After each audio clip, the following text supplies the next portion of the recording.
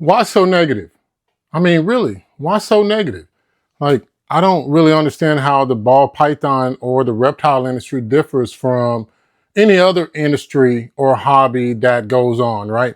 So, in this video, hopefully I can discuss some things, and I'm going to try to make it as positive as I can so that if you're new to this, that you'll be encouraged instead of discouraged.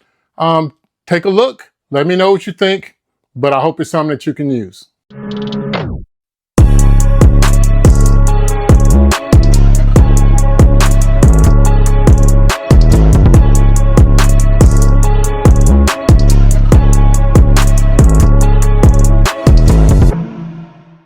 Hey, how's it going, guys? It's Paul with Spheric Reptiles, and I think this video is right on time, right? So our channel at Spheric Reptiles is catered to new ball python breeders or new reptile enthusiasts or hobbyists, as well as existing ball python breeders. Now, if you keep other pets, we all do, right? So, but the primary focus of our channel is to both give tools that people can use that are either in the hobby, existing, or new to the hobby, and just getting in. So hopefully, if I'm talking to you, our videos resonate well with you.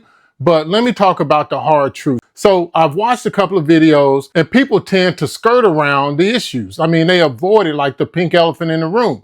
Now, if you got a pink elephant in the room, you should always see it. It should never be benign or unrecognized. I would like to really cover not only those hard truths. Are we clear? Crystal. But also why some ball python breeders become negative over time. And that's not to say that you will, because if we get back to the roots of how all this thing started for most people, whenever I ask them, so when did you pick up being a reptile enthusiast? They were young and they just so happened to go herping and they found a snake and they were just fascinated. And then that started their snake keeping or holding until they returned it back to nature, adventure, or at some point during their life, they just dove head in, right? And so that type of love and that type of care and concern and just really the enthusiasm behind it is what we should all be maintaining. But somewhere along the lines, I'm going to name 10 reasons why those hard truths for some people, they just turn negative. I mean, and there's some reasons why. And I'm putting them out there so that you can hopefully look at these reasons and try to see if you can skirt the reasons or plan so that you don't have any of these things happen to you that would discourage you or ultimately end up making you quit from the ball python breeding hobby. So why do I even care? I mean, I think that's a thing because in the 90s, when I really started keeping reptiles, back in the 90s when I was in college, just to let you know how far away that was. So in the mid 90s, I was in college.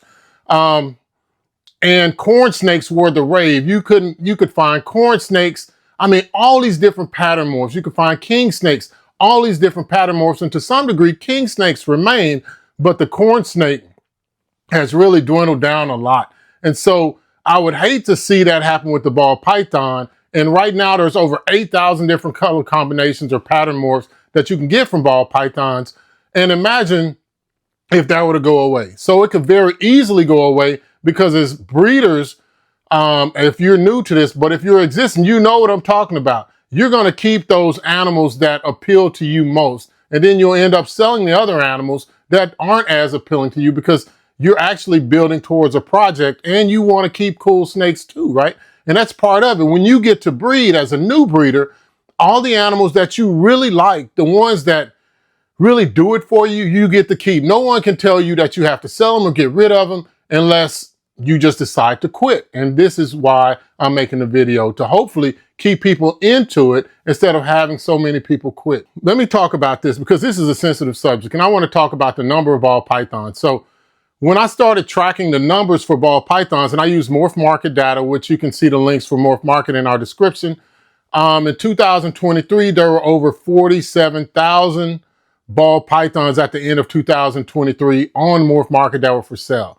Now, if we go to the end of 2024, around December, there were about 37,000. So you can see that there was a 10,000 number drop. So during that point, that's not to say that that's the total amount, but that's when I look at somewhere where I can actually track the numbers, that's what I saw. And now here it is, basically almost the beginning of December 2025, and there's around 33,000 ball pythons for sale on the market. Now, there's a lot of other animals on the market as well, but let's just say that Morph Market has sold 885,000 animals since their inception, right? So 885,000 animals have been sold through Morph Market. Of course, Morph Market is just an intermediary so that it can link people with breeders or sellers so that they can sell it. And they also sell supplies now, so it's a good thing. But of that 885,000, 445,000 of those animals have been ball pythons. So that's roughly about 50% of all the animals that are sold. And if you look at the reptile market, it's no different. So if you look at the reptile expos, it's no different there, right? So if you go into any reptile expo, you will see for yourself that half of the animals there, at least half are ball pythons. And a lot of the times people give negative pushback. And I think when people have other species of animals, they kind of want their animal to be the best animal, or maybe they just get tired of seeing ball pythons. But that never, like I said, that never would stop someone from buying a black water dragon. That never would stop someone from buying a panther chameleon or a crested gecko or a rare rat snake or a blue-tongued skink. I mean, these other animals are still there, and you don't even have to look extra hard for them because those numbers have not changed in the last 10 years. So that's one of the things that I wanted to put out there as a fair balance. I look at all of the demographics and the numbers behind all the species to see where we at Spheric Reptiles can position ball pythons, right? So when I look across the market, I see 50% of all the reptiles being sold or offered are ball pythons, because if we look at the numbers, the ball pythons take the lion's share of the sales. Now, whether that's because they're a great pet or whether they're readily available, who knows? But those other animals have been around as well, and you just don't see those numbers. And, you know, supply and demand, if the demand goes up, the supply will go up. So I would say that all of the animals right now are at a steady state, whether we like it or not. Now, again, fair balance, because I know people say, oh yeah, you're just pro ball python. No, I'm pro reptile. I'm pro choice. I'm pro choice of whatever reptile you keep. And that's why I support US Ark so strongly. So that's my commercial for them. Every time I see them, even though we're a member, I always give them extra money. So when you see US Ark, give them extra money, because who else is fighting for our rights, right? That's our lobbyists. So that's what we got. But anyway, let me get back into the subject. So yeah, ball pythons make up a lot, but the hard truth is a lot of ball python breeders get out. So number one, shattered expectations. I think that is probably the number one reason why a lot of people get out of ball pythons. Everybody knows that we just went through a COVID epidemic, and you know, it's kind of being erased. But if you were alive and you went through that and you were around the reptile market, you saw something that you'd never seen before. You saw exorbitant prices for animals, especially ball pythons, and you saw a lot of people with government checks in their pocket that were buying ball pythons. So when they bought this $10,000 animal or $2,000 3 incomplete dominant gene animal with no recessive, they were banking on the fact that they would be able to sell that animal too. And I mean, who wouldn't? Who wouldn't think like that? But as times changed, as we came out of COVID and we returned back to normal, you see that the economy leveled out, people went back to work, and people had less money to buy these animals. So the people that won were those breeders that were able to sell those initial animals during COVID. And lucky for them, right? I'm not gonna shit on them. I mean, because they just did what they did. Remember, supply and demand. But now you bought one of those animals, and you have these animals and you're raising them up, and you go to sell them, and it's $2,000 animal. By the time you go to sell it, it's only worth $500. So you've lost over 75%. And there's a lot of other people in the market breeding these animals because you weren't the only one with that good idea. So these shattered expectations of, hey, I'm gonna buy this $2,000 animal, I'm gonna breed it to another $2,000 animal, and I'm gonna make $3,000 animals, is just not there. I mean, because the demand went down, but the supply stayed up high, right? So everybody remembers during COVID, like right after COVID, there were close to like 50-something thousand, 55 to 56,000 ball pythons on the market. And then there were so many ball python breeders that it just became very hard for people to sell their animals and to move their animals, unless you were one of the bigger guys. So you saw this pyramid approach where everybody was running to those breeders that they trusted and not really trusting the other people unless they bought it from an expo. So those shattered expectations, when you bought that animal up really high and now you can only sell it for what I would say pennies on the dollar, is one of the reasons why people chose to get out, because of the amount of money that they invested. And I just feel really sorry for that. You know, it's just like the stock market. You can either buy when the price is up high, or you can try to wait and see, because things are always cyclical and they'll always come down. And then you can buy it at a lower price. Now, wherever you choose to buy your price at, when you go to sell it, that's what you're going up against. So if you were to buy a ball python like right now, when the prices are low, then you're probably not going to lose, because you're buying it at the lowest possible price versus that high price. And that's probably the number one reason why a lot of ball python breeders quit. And that's one of the hard truths. Number two, a lot of people, you know, why they're getting out is because they're producing animals that don't sell. So that's why Spheric Reptiles, I'm always saying, because I do a lot of research, guys. Most of the things that I do are research. So for every animal that we're breeding, it's a research thing for the demographic that I want to sell in, right? So you got to look closely at if you're vending reptile shows, look closely at those reptile shows and see where you can find your niche. So your niche will be defined as an area where there's demand that's not being met currently. So you go around and you talk to the different customers that are at the show, and you're asking them things like, hey, what type of snake, if you were to get a ball python, what type of morph would you like to see? And 9 times out of 10, they're going to hit you with blue-eyed Lucies, albinos, pies, bananas, right? But then when you walk around the expo, how many of those do you actually see? You don't see that many. Like, you're seeing fewer and fewer of them. And now we're seeing what I would call brown snakes, right? So I see a lot of brown snakes. I brought family members with me who don't like snakes. They don't care about snakes, but they know that I mess with the snakes. So they come to the Reptile Expo. And I've asked them time and time again, can you spot the difference between this animal and this animal? I can, because I know what the patterns look like and everything else, because I'm a breeder. But whenever they look at it, they say, well, the pattern looks different, but it looks the same.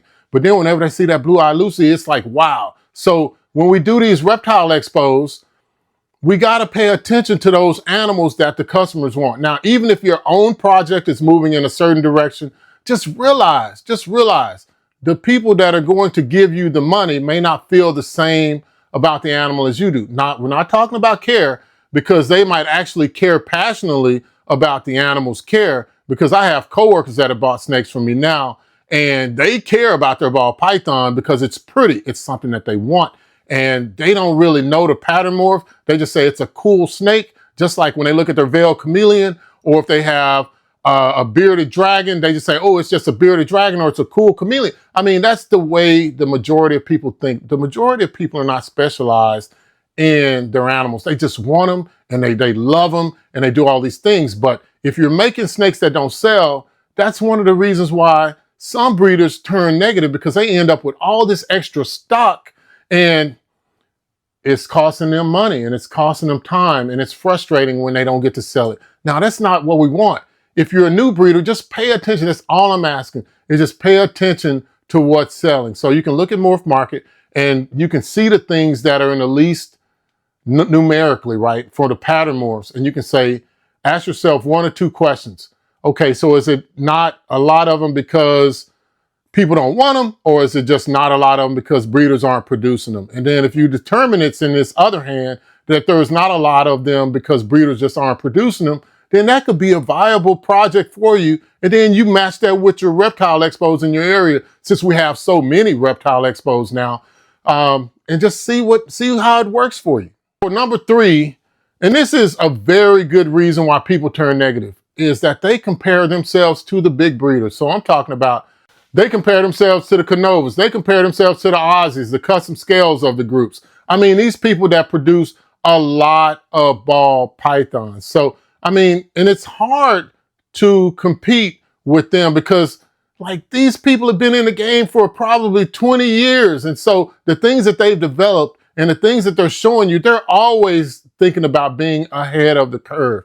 So if you're comparing yourself to a big breeder and the amount of money they got, the amount of material things that they've got from selling ball pythons, then I would say pump your brakes, bro, because, not saying that you can't do that, but you got to realize and respect the fact that these people grew their businesses slowly. A lot of the times those major hiccups that would occurred when there just wasn't a lot of breeders, so they were able to withstand those hiccups. But yeah, man, when you look at like the Canova, like, so I like to use Canova. I love Canova. What they got going over there is a great thing. And Justin is a great pioneer for the market and his team.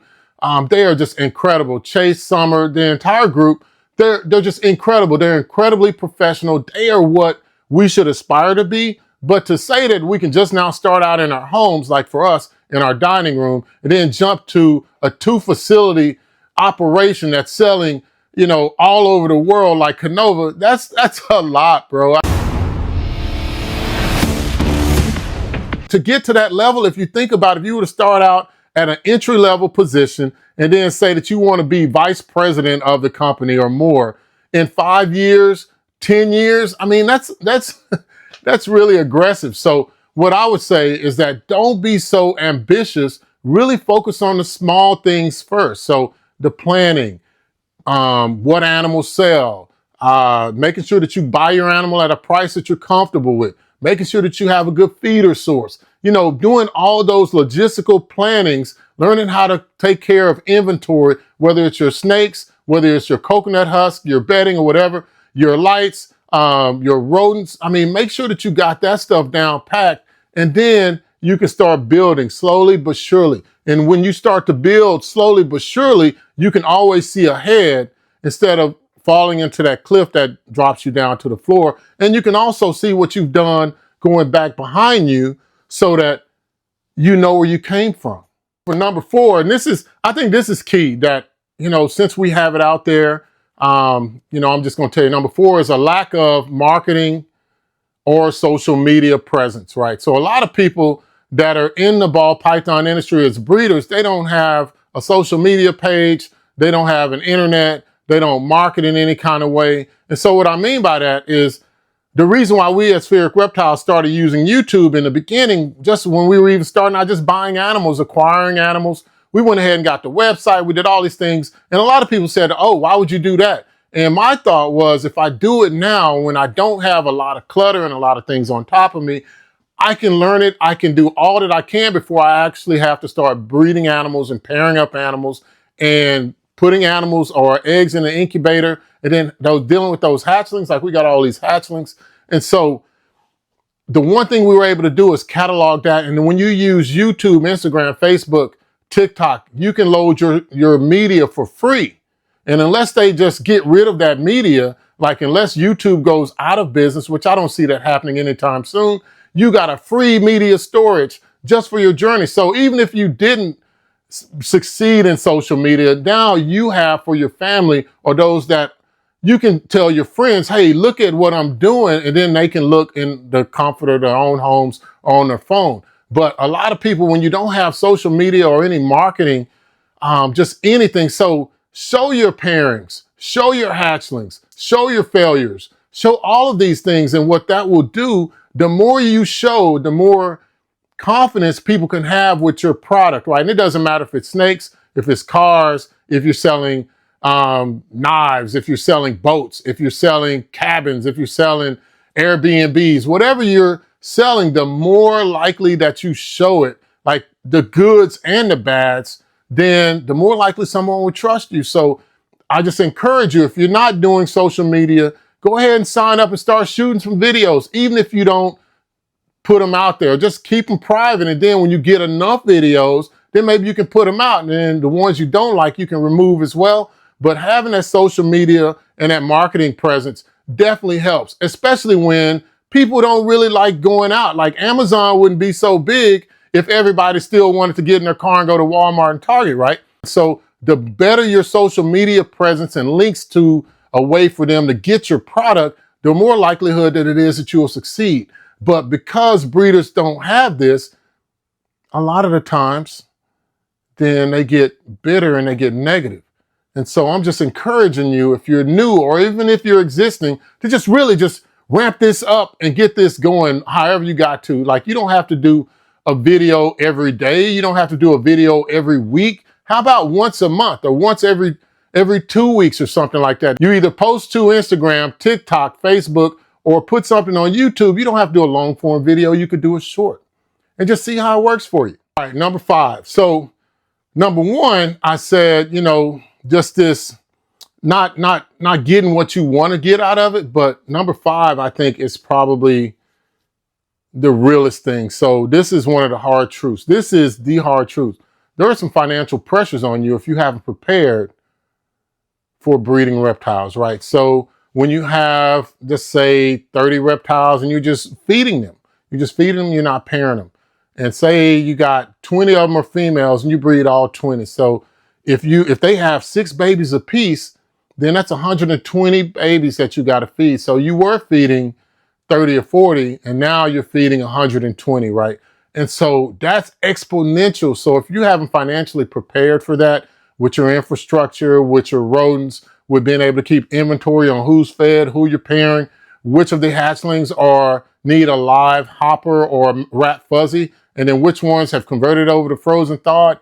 I mean, just the cost of that. You could waste so much money and not knowing that, but the actual feeding of these animals and the electricity that you're going to need for these animals and the thermostats that you'll need for these animals and the additional racks that you'll need for these animals. Look, that's a financial pressure that I really think that as you're acquiring females, you need to consider that for each one of these females that you plan on breeding, that she's going to have 6 to 8 babies every year for you or every other year for you, and that you need to have some kind of way to estimate the cost for that and still be able to live. And I think that's where a lot of the issues came up with after COVID. And the hard truth is people invested so much money, so much of their home and their lives into ball pythons that when they weren't selling their animals, then they became negative. And man, there's just no way to sugarcoat that. I mean, that can happen. But as I've always said before, if you plan properly, then hopefully we can avoid some of that. And hopefully, if you just look ahead just a little bit. So big breeders actually look about 3 to 5 years at the least ahead on everything. They look at that far ahead on their pairings, their projects. What's their rodent need going to be? Or is their customer base going to be? Will they still be trying to sell on this platform, or will they expand to different reptile expos? Will they shrink that down? Will they try to take their business international like Canova did? There's some other ones that have too, but will they try to do different markets to determine that? And I mean, that all takes time and planning. So what I'm really encouraging you to do so that you can avoid those financial pressures is first, pay for as many things as you can with cash. Cash rules everything around me. I always say that. Now, if you have to use credit, make sure that you pay that credit off before those interest charges start hitting, because that's something else. When people were charging up a bunch of snakes and they weren't able to make those credit card payments and that interest hit, man, let me tell you, I can imagine that that's awful. So when we go to buy an animal, normally it's after tax time, and if you have deductions, you'll get some money. So what we do is we just use the credit cards, then we buy our animals, and then we pay the credit cards off. So, and then whenever we get a lump sum of money and we're like, all right, this isn't what we've allocated over for savings or some other part of our life that doesn't deal with reptiles, then what we do is we say, okay, we're going to flat out purchase this reptile, cash money. And that way we still have a zero balance, because you never know when a government shutdown is going to happen and an emergency occurs where you're going to need those credit cards to actually live without getting into your actual savings, right? You don't want to deplete your savings, because that's what you need when you're old and gray and you're like, you need Big Lou. You know, Big Lou is on meds too. So you got to think like that. Eventually, if we can, God willing, say the same, we're going to need meds one day and we won't be able to wipe our own butts. We'll have to pay somebody else to wipe our butts. So, hey, avoid those financial pressures so that you can pay that person to wipe your butt. So I'm going to run over the next 4 things very quickly. So number 6 will be husbandry. Now, if you go through some husbandry issues, hopefully you get those ironed out before you start breeding. But if you do come across some husbandry issues, do what you can to get that fixed, because normally when that happens, it can exponentiate and spread like wildfire through your collection. So that means quarantining your animals. So a lot of breeders have lost animals to, like, they spent a lot of money on an animal and it may have died. And if they spent like $5 grand for that animal, I can understand how that would be crushing. or if they spent even $1,000 for that animal, that could be crushing to them. Like, it would just crush their spirit. So make sure that you have your husbandry issues down packed, because you don't need extra headaches when it comes to breeding. You just want to be able to follow the flow chart of your breedings, your pairings, putting those eggs in the incubator, getting those hatchlings, marketing, selling those animals, keeping the ones you want, and then the same thing next year. And then that way it can stay fun for you, right? I hope so. And now number 7 is burnout. So this is one of the things that's not even really spoken of when it comes to breeders. Now, when you see these breeders with these big facilities, they have people with them that are actually helping. But if you're like me, I'm cleaning up all of our tubs. I'm doing all of the feedings. All of the substrate changes, all that. So if you say that you have 50 tubs to clean or to check on and do water changes on, and just doing that work, you could get burnout. So bro, let me tell you what you need to do. Stop feeding on Fridays. Like, if that's your time that you normally would spend with your family, don't do that. Don't do that. Pair up on Fridays. That way your animals are paired. They got something to keep them busy through the weekend, right? And then, so what you want to do is move towards something that's more family friendly, more you friendly, more your relationship friendly, and feed those animals on a Monday. Mondays suck anyway, so feeding on Mondays is not so bad. And so generally speaking, those animals won't have to poop. If they're a hatchling, if they're a young hatchling, they might be pooping within 2 days, but in general, 3 days later. So that's Monday you feed them, so Tuesday, Wednesday, then you start looking for poop. Thursday, you start looking for poop. But then after that, by Friday, they're done, they're clean, but they can go through the weekend if they're past that initial, I'm going to say under 95 gram stage. When they're after that, they can be fed every 7 days, man. So it doesn't really matter. So at that point, you're saving yourself time. You're getting more of your. So are you living to work or are you working to live? See, I work so that I can live. I'm not living to work. And so if you just start trading all your time off into caring for your animals, eventually you turn around and the years just start falling by. The months start falling by. You've missed all of the good family occasions. You skipped out on vacations. You've done so many things. So avoid that burnout early by planning. Feed on Mondays and pair up on Fridays. So I do a 72-hour pairing, and I think that this would help you, man. I mean, just let me know in the comment section whether you think any of these things so far are a good idea. Number 8 would be having a negative customer experience. Now, we've all been a part of being a negative customer, or we've had a negative customer experience. So the only thing I can tell you to do with that is just realize that if you're selling animals, this is a business, right? You're going to have people that are unsatisfied. All I can say is make it right, because you don't want that customer to be like how you would be. Because I know if somebody does me wrong, I'm about to tell. I'm going to say something. I'm just not going to let it go. Whether it's calling their corporate office, talking to a manager, or doing even worse, getting on social media. But what you want to do whenever you have a negative customer experience is just listen. Just listen. People, they just want to be listened to. So if someone says their animal isn't feeding, just listen to them. And if that's a big issue, hey, request for the snake back. Ship them another snake. I know that it'll cost you some money out of pocket, but do that for your customers, and I guarantee you that you'll win over that customer, unless they just want to be evil. And in that case, at least you tried, you know what I'm saying? So if you try and you put forth the effort, everybody will appreciate that. Whether they want to receive it or not, they will be able to respect you as a breeder and as a business. So those negative customer experiences, no matter how negative they are, no matter how personal you want to make it, don't make it personal. It's not personal. It's just an issue, right? Get past that issue, make it right with the customer, and you never know. They might actually not buy another snake from you, but they might end up referring you to other people because of your great customer service. Number 9, no long-term plan. So when you're living day by day, or what I would say, check to check on your reptile breeding, then it's hard to see down the road any pitfalls that might happen. So like right now, we're in this economy. It's kind of up and down. We just came through a government shutdown. A lot of things are getting back up. We're going into the Thanksgiving and Christmas holiday season.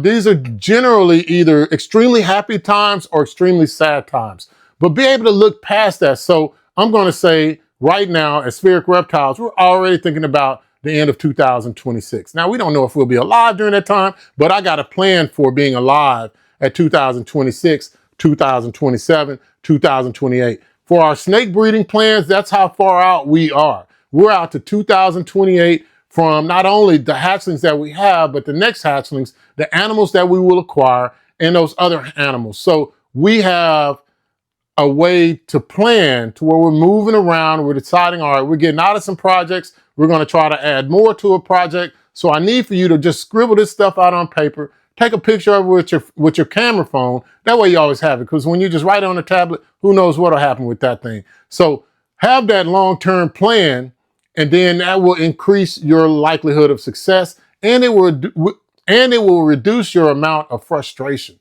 I mean, nobody wants to be frustrated.